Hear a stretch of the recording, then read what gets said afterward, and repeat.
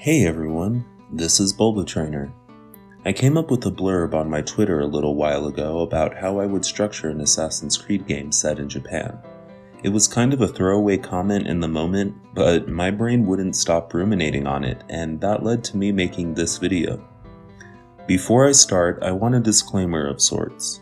Like all Assassin's Creed games, this proposal deals with actual historical figures and events, and for the most part, there's no way that can be portrayed without a bit of controversy. But this is historical fiction, and the real figures I've placed as Templars or Assassins are not meant to indicate their historical leanings, influences, morals, or ambitions. History is complex, and human beings are more complex still, and there is rarely a case of absolute good or evil. And I think that's part of why Assassin's Creed is so enjoyable. Because while the game itself usually has you playing as the assassins, and the assassins are the protagonists, they have their moments of moral ambiguity, and that line is never stated to be absolute. From the first games, the characters have always walked a world of gray. Both Templars and Assassins can be capable of terrible acts, or simply desire a better world. Assassin's Creed is one of, if not my favorite video game franchise, maybe even beating out Pokémon, which a pseudo-political/historical narrative will do for someone who loves both topics as much as me. Bringing history alive, from meeting Leonardo da Vinci to being able to see the Temple of Zeus at Olympia, is absolutely fascinating to me, and I look forward to Valhalla when it drops. Coincidentally, that's also about the time I think I'll start streaming, so... Assassin's Creed hasn't really ever gone to Japan in the games though, and it's a place that I know a lot of people want to see. With the release of Ghost of Tsushima, some people have said that a game set in Japan wouldn't work because the similarities would be too great. But I'm here to propose an idea for how I would plot a game set in Japan that hopefully you'll agree is rather different. The original idea was tagging Ubisoft on the tiniest small speck of a chance they might see it and gather ideas of their own, or even message me to work on a game. But this is reality, and all I can do is post my idea to my YouTube channel to maybe offer some ideas, provide entertainment, or just talk into a microphone about something that excites me, because that's what this channel is all about.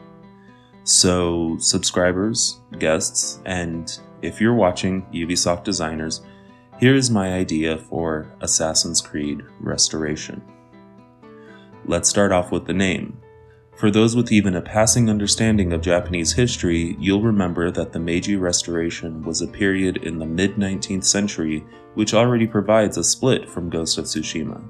Sometimes historical or cultural eras that span centuries are mistaken to be homogeneous periods of time. One relevant example would be people saying that any period in Japan with samurai must be the same as another.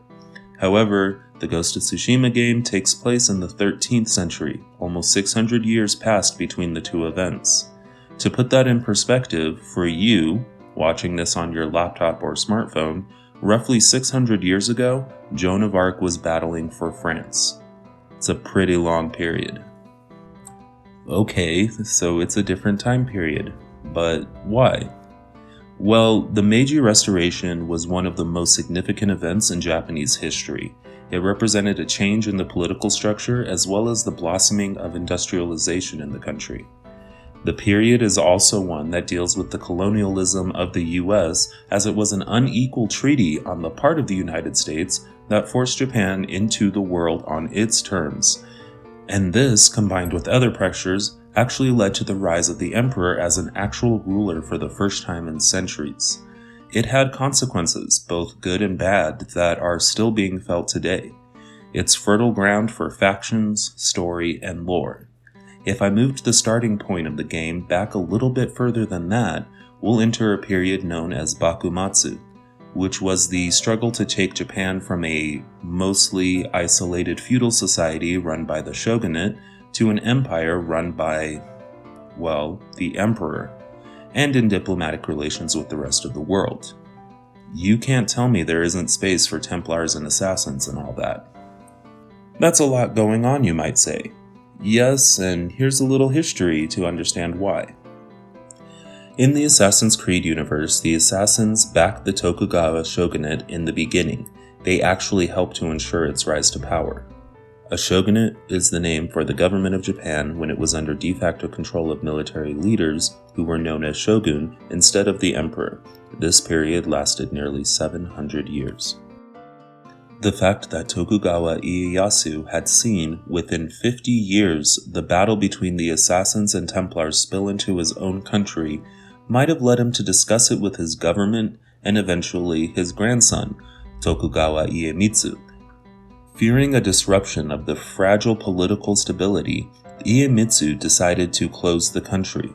This would lead to the Sakoku period, when Japan heavily, and I mean heavily, restricted trade and movement both in and out of the country.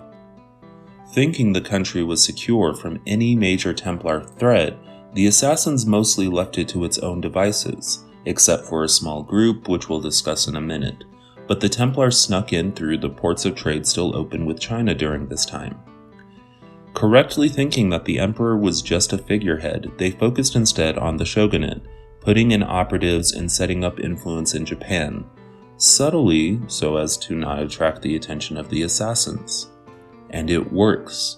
For nearly 200 years, the Templars have an unchallenged presence in the government of Japan. They reinforce the isolation of Japan as a way to keep assassins out of their hair, but end up planning for backup because many shogun aren't amicable to their larger goals. But the assassins never fully left. For centuries in Japan, onna bugeisha matched men on the battlefield, especially in the era leading up to the Sakoku period. They were frequently women of noble birth who became warriors and fought in battles up until the Tokugawa took control. With the relative peace in the period that followed, though, sexist traditions became reinforced, but there are records of onna bugeisha existing up until the Meiji period.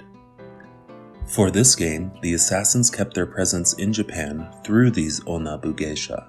Matrilineal and trained to make sure Japan didn't slip too far into the hands of the Templars, the onna bugeisha provide us with our protagonist, Tokugawa Takeko, and with the triggering events of the game. Tokugawa Takeko is the daughter of Ito Chizu and Tokugawa Narihito. Chizu had grown up listening to her own mother tell her stories about the Templar threat, and knew that they had infiltrated the shogunate, so she did the same, and eventually managed to start a relationship with a lesser son of the shogun, Tokugawa Iesada, and together they had a daughter, Takeko. Chizu was honest with Narihito, who kept the secret for 14 years, while Takeko was raised and trained by her mother. But eventually he let key pieces of the truth slip mistakenly one night, and the wrong people found out and told the Templars. Thinking the threat was more than it was, the Templars panicked and sent an envoy to the Grand Master in the United States to ask for help. The threat of assassins continued to be exaggerated for a few weeks, until the Templars decided that they'd need to send in more agents. The problem was, Japan was still closed off to the rest of the world. They needed the country opened, and quickly. The US, still operating under the idea of manifest destiny, had already been brutally imposing its will on China and had Japan in its sights already, and it wasn't hard for the Templars to set up another expedition, this time under Templar agent Commodore Perry, who was dispatched to Japan to force open the country. Chizu didn't even realize all this was happening until on the morning of July 8, 1853, when Takeko was 16 years old, they stepped outside their home in Edo and saw Commodore Perry's black ships. It was a massive event, and a year later, an unequal treaty was signed, forcing Japan to open its ports to foreign trade and, in the game, Templar agents. Wasting no time, Chizu took Takeko and fled to Kyoto, using the prestige of her family name and husband to gain an audience with the emperor. At this time, the shogun was in Edo, modern Tokyo, and the emperor was in Heian-kyo, modern Kyoto. Emperor Komei didn't want the country open, and Chizu's cryptic warning about a larger threat only steeled his resolve to reject Perry's presence, but he was still mostly powerless, requiring Chizu and Takeko to begin their own long-term project. Japan was open, that wasn't going to change, but they could use it to their advantage, and that's where the game itself would begin in 1854. You would take Takeko through the last years of the shogunate, attempting to pacify a growing discontent with the status quo. During this period, known as Bakumatsu, there was a host of problems in Japan, but it provides the starting point for a game giving you a variety of missions for the first half. Earthquakes, a plague of cholera, unrest in the population, the murdering of foreigners in Japan, and the counterattacks against the Japanese. And Takeko could be right there in the middle of all of it. Chizu would realize before Emperor Komei that the repulsion of the Western powers wasn't going to happen, and switched her policy to keeping the country open, but shifting power to Komei's heir, Meiji, which wasn't his name at the time, but for ease we'll just use that. This would open up more missions, trying to persuade the daimyo to back imperial restoration and undercutting the shogunate's forces. After Komei's death, the Templars would want one final push for power, leading to the intermission chapter of the game, which would be the Boshin War, which was a civil war that defeated the Tokugawa shogunate and featured several battles of note to participate in. The assassins, with Chizu having started good relations with the new emperor, would be backing Meiji and his forces, while the Templars would be for the opposing shogunate. The second half of the game would be Takeko traveling through more regions of Japan, quelling smaller Templar-enforced rebellions, and ensuring that after their loss they didn't regain a foothold in the country. That's the basic plot I had in mind. From my perspective, I think this era and story is different enough from Ghost of Tsushima to not be seen as copying, parodying, or even being based on it. It's a very different period with a very different set of goals. Onna Bugeisha were trained in various martial arts throughout their history, but the naginata is the weapon most commonly associated with them. And though long weapons have been available in the games for years, an assassin with their hidden blade and a naginata, I think, is a powerful image. It's been time for a female assassin in a lead role in a main game. That's all there is to it. And attempts at decrying the historical accuracy of female warriors in a game where you can make people's head explode with an apple from a civilization that preceded ours is laughable. But for those who still want to try and pretend like they understand history, the Onna Bugeisha were real, they are still respected to this day, and there's absolutely no reason why they couldn't be the protagonist in a story set in Japan. I wanted to find a story that would have action, intrigue, and historical relevance, and that wasn't hard, but the story is really only half of the reason that I play the games. From roaming the Holy Lands in the first game, to sailing with Blackbeard and Black Flag, to seeing the Parthenon rebuilt in all its glory, the worlds of Assassin's Creed have always been as much of a draw for me as the plot. I have hundreds of pictures from the photography mode in the latest two games, snapshots that, as an ungraduated historian, are probably the closest that I'll ever get to those worlds. I can spend valuable time playing and replaying the games because they're incredibly good at immersing players in the eras they're set in, and I always find myself discovering more with each playthrough. There is something about a video game that cannot be captured in any other art form. I've seen movies set in Egypt, TV shows, read books, seen paintings and models, but none of it compared to walking through Memphis on my own, being able to see the might of the Temple of Ptah and the layout of the average citizen's home. Having that treatment done to this era of Japan would allow us a glimpse to a world that hasn't been captured in this way yet. True, Japan is very good at historical preservation.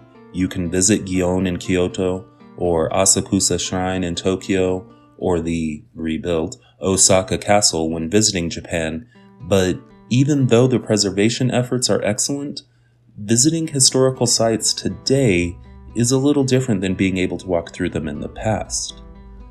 This is and will remain true of any game Ubisoft puts out in the series, but I don't think Japan is a location they'd want to miss out on. And that's why I wrote this, if only to glimpse at a world that could be explored. Even if no one watches this, I'm really glad that I was able to combine two of my loves, history and video games, and present this idea to you. Again, I acknowledge the realism of the world, but a small part of me can't help but hope that someone in a Ubisoft office is watching this and it gets them thinking. Of course, Japan isn't the only region I could write on. A future video might see me theorize on a plotline in China, India, or Russia that isn't in 2.5D, let's just say that. But there's also Carthage, the Mali Empire, the Sikh Empire, or Babylon that could make good stories and settings too. If you have thoughts or comments on this idea though, let me know down below. Keep it civil, please. And whether or not this idea ever gets made, I do still look forward to Assassin's Creed every time they release one, and I hope you're all as excited as me for Valhalla. I will see you all next time, getting back to Pokemon, and stay safe.